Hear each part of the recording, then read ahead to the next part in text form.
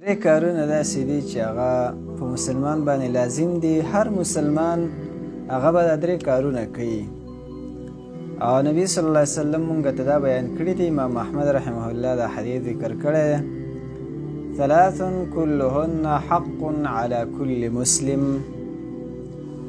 یوه خبره په هغې کې عیادة المریض، د مریض بیمار پرسی کول دا په روغو خلکو باندې لازم ده چې دا به کوي.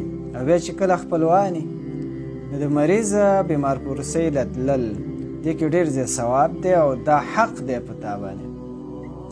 دویم جنازې ته حاضرېدله، چې کله ورور مسلمان مړ شي بس د هغې جنازې ته حاضر شه، ستا دپاره به ډېر لوی اجر ولیکلی شي. که جنازې ته حاضر شي یو قرات ثواب د احد د غر په مقدار باندې ثواب تا ته میلاو